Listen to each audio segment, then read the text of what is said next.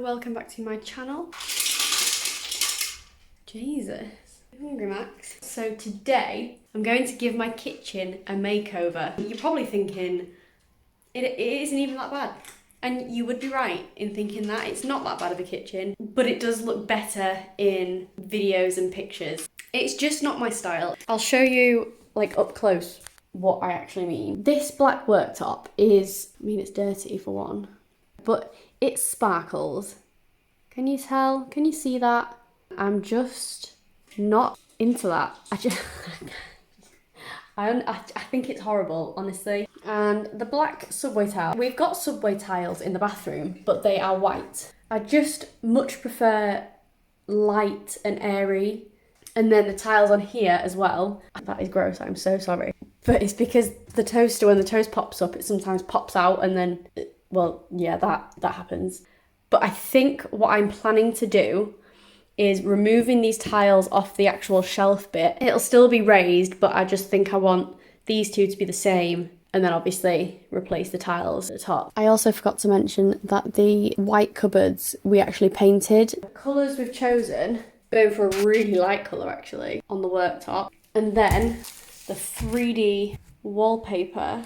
I also think I'm considering bringing this teal colour and bringing that all the way around the kitchen as well. Also got the ceramics adhesive, which is to attach this onto the tiles. This 3D wallpaper, I think that's what it's called, or decorative wall covering. It goes straight over the tiles, so we don't actually have to remove these tiles, which is fantastic. A couple of applicator kits just to apply it. So this is the knife you get as well, which it's so good.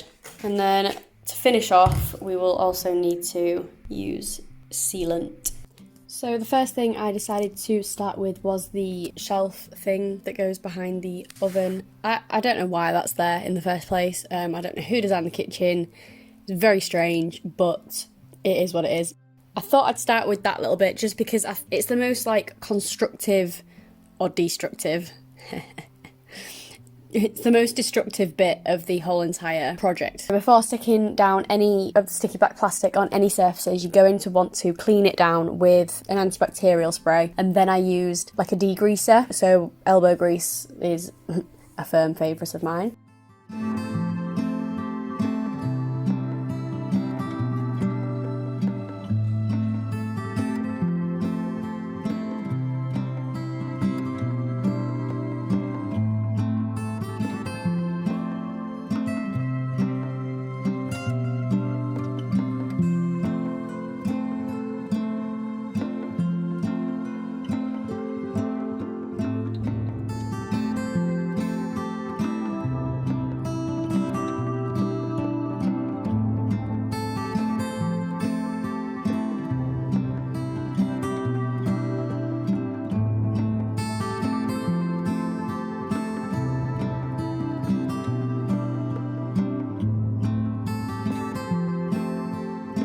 So because it is an old kitchen as well, our countertop is in 3 parts and it's not done that great. Just to make it easier for the pattern, it made more sense to just do it in 3 parts. I then went back to my toaster shelf, which actually becomes my microwave shelf, which you'll see at the end.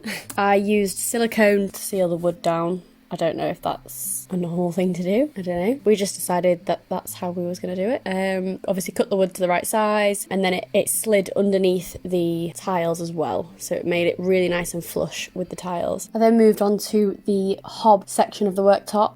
So I found the easiest way was to make a cross cut in the middle of the sticky back plastic, and then you kind of work slowly but surely, kind of cut a bigger shape out of the middle of the plastic, but just go as slowly and as steadily as you need to. I was also quite lucky because our hob, I don't know if it's meant to, but it moves around slightly, ever so slightly, lifts up a teensy weensy little bit. So it meant that I could lift it and push excess plastic underneath the hob, which means it kind of seals itself.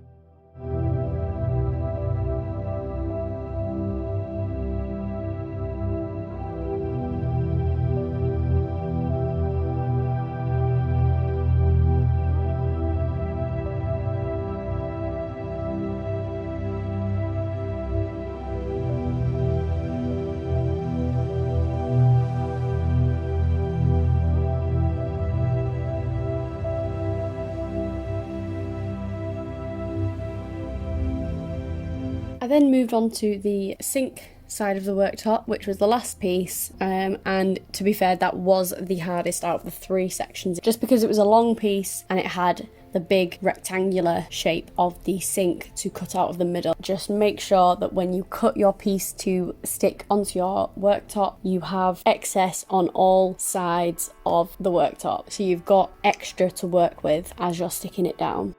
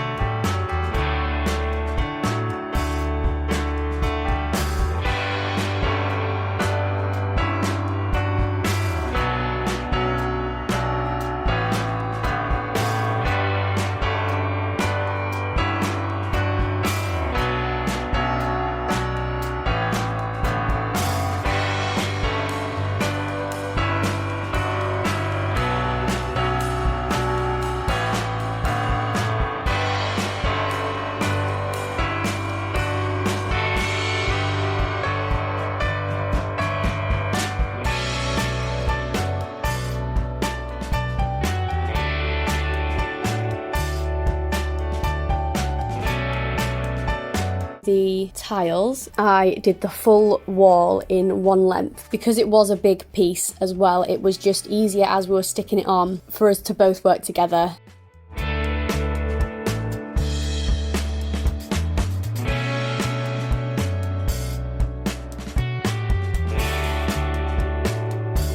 So I initially watched a YouTube video actually on how to stick this to the wall, and they pasted the adhesive to the paper, which I obviously gave a go first, but as I go along into the video you'll notice that I do start to paste it straight onto the wall, and for me that's just what I found easier.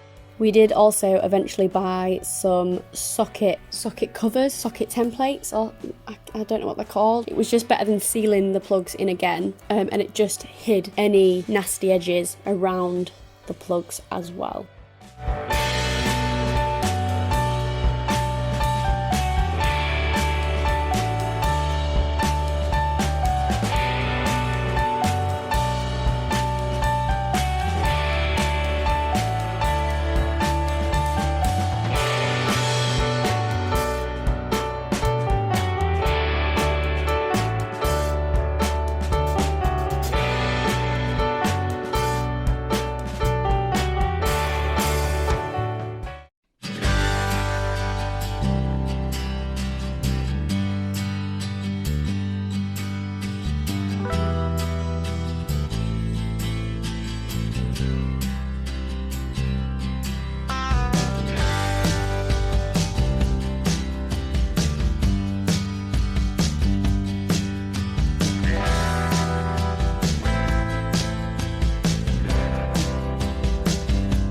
I also at this point realised if I was going to paint the walls that I should probably just do the edges, just to make sure that I didn't then get any paint on the wallpaper.